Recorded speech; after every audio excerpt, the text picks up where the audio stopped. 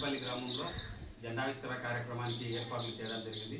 వర్షం కారణంగా ఈ యొక్క జెండావిష్కరణ కార్యక్రమాన్ని వాయిదా వేయడం జరిగింది.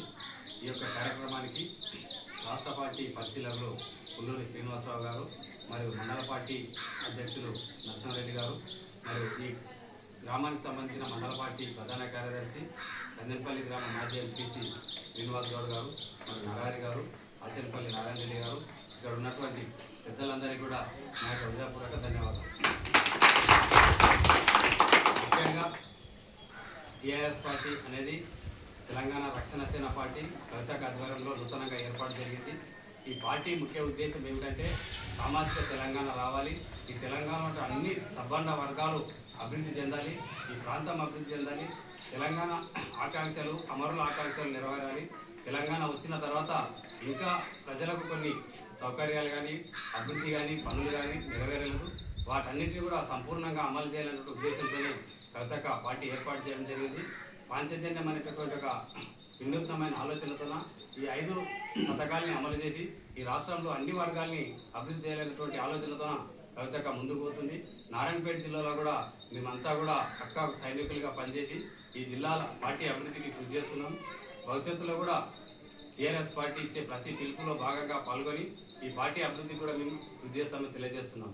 ముఖ్యంగా టీఆర్ఎస్ పార్టీ ప్రధాన ఉద్దేశం పాంచజన్యం అంటే 5 పథకాలు, ముఖ్యంగా రైతుల యొక్క సంక్షేమము మరియు నిరుద్యోగుల యొక్క సంక్షేమము మరియు ఈ యొక్క ఉద్యోగుల కల్పన, ఈ కార్యక్రమాలు విద్య, వైద్యం అనేటటువంటి 5 సామాజిక అంశాల ద్వారా ఈ యొక్క పార్టీ పనిచేస్తుంది.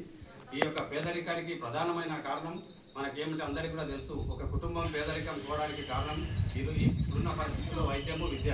ప్రైవేట్ స్కూల్లో ఫీజులు కట్టాలంటే విపరీతమైన ఫీజులు ఉన్నాయి. ఒక కుటుంబంలో ఎవరికైనా అనారోగ్యం పాలైందంటే ఆ కుటుంబం మొత్తం అప్పులపాలవుతుంది. కాబట్టి ఇవన్నీ కవితకు ఆలోచన చేసి ఈ రాష్ట్రంలో పుట్టిన ప్రతి బిడ్డ ప్రైవేట్ స్కూల్లో కానీ ప్రభుత్వ స్కూల్లో కానీ ఎక్కడ చదివినా కూడా ఉచితంగా విద్యను అందించడానికి ఒక ప్రణాళిక తయారు చేసింది. ఆ ప్రభుత్వమే మొత్తం ఫీజులు భరించి ప్రతి ఒక్కరికి కూడా ఉచితంగా విద్యను అందించేటువంటి ఏర్పాట్లు జరుగుతుంది.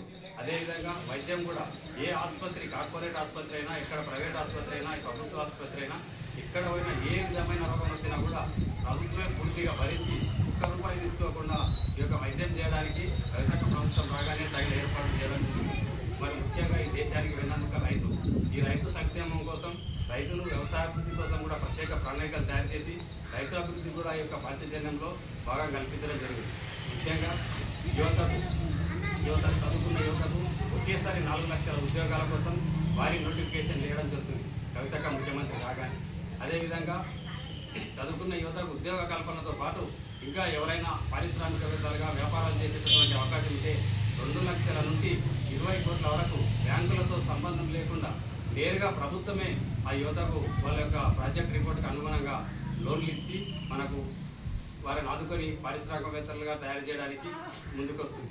ముఖ్యంగా సామాజిక న్యాయం అంటే స్వతంత్రం వచ్చినప్పటి నుండి దేశంలో అన్ని వర్గాలకు సమన్యాయం జరగలేదు. కొన్ని వర్గాలు ముందరున్నాయి, కొన్ని వర్గాలు వెనుకున్నాయి, కొంతమంది అభివృద్ధి చెందిన, కొంతమంది అభివృద్ధి చెందలేదు. కాబట్టి అన్ని కులాలు, అన్ని మతాలు, అన్ని వర్గాలు కూడా సమానంగా అభివృద్ధి చెందాలి. సామాజికంగా, రాజకీయంగా, ఆర్థికంగా అందరూ కూడా పుట్టిన ప్రతి బిడ్డ భారత రాజ్యాంగం ప్రకారం సమాన హక్కులు ఉంటాయి. కాబట్టి ప్రభుత్వాలు కూడా సమానంగా చూడాలనే ఉద్దేశంతో సామాజికంగా అందరూ కూడా అభివృద్ధి చెందాలనే ఉద్దేశం